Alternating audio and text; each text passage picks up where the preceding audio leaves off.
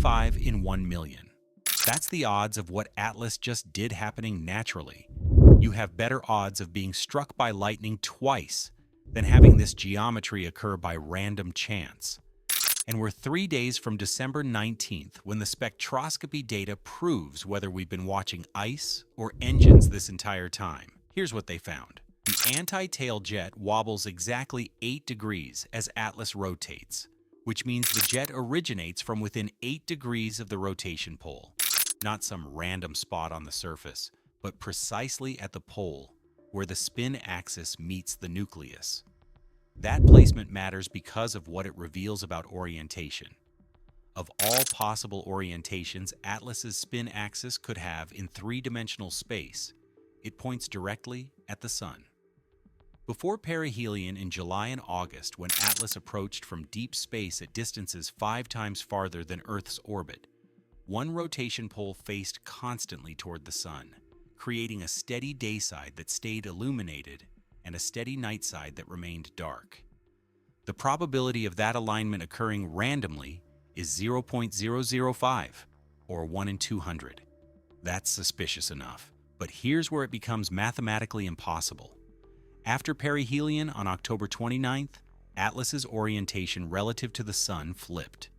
The pole that was on the day side during approach is now on the night side during departure. The old jet base that pointed toward the Sun in July is currently facing darkness, but the anti-tail still points at the Sun. Fresh images from December 15th, 4 days ago, show the anti-tail maintaining perfect solar alignment, which means a second jet base activated on the opposite pole, the one that's now facing sunlight as Atlas recedes. 2 major ice pockets, both located within 8 degrees of rotation poles. One active before perihelion when that pole faced the Sun. The other is active after perihelion when the opposite pole faces the Sun. Both maintain the same geometry, rotation axis aligned with solar direction, so jets can point straight at the Sun from polar locations. The probability of the first alignment is 0.005. The probability of the second alignment at the opposite pole is also 0.005.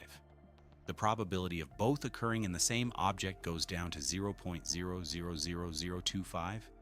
Whoa, that's 25 in 1 million. Impossible squared. How many coincidences before it's not coincidence?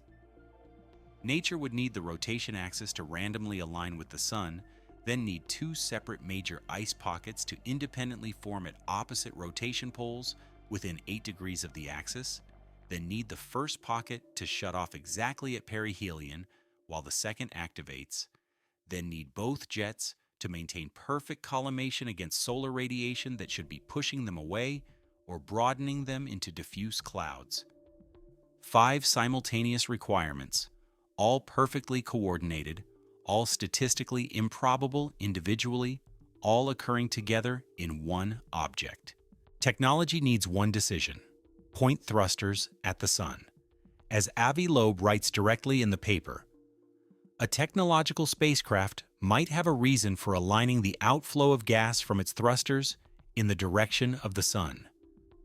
Spacecraft orient deliberately for navigation, for course correction, for trajectory control.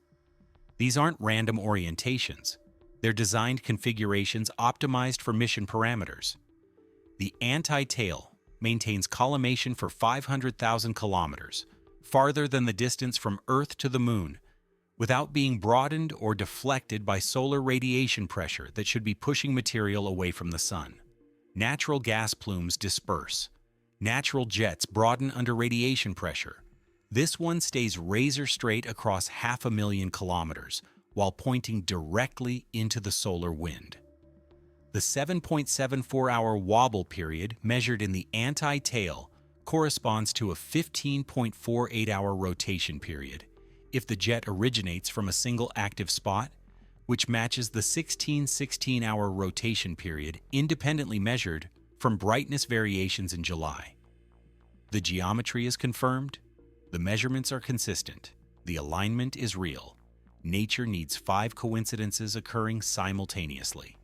Technology needs thrusters placed at opposite poles, programmed to fire when facing the Sun. Which explanation requires fewer impossible assumptions?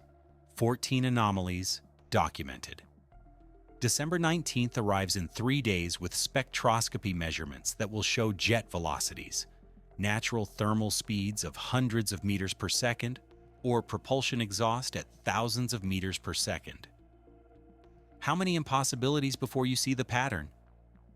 Atlas's rotation axis points at the Sun, before perihelion and after, both times within 8 degrees, both times activating jets at exact polar locations.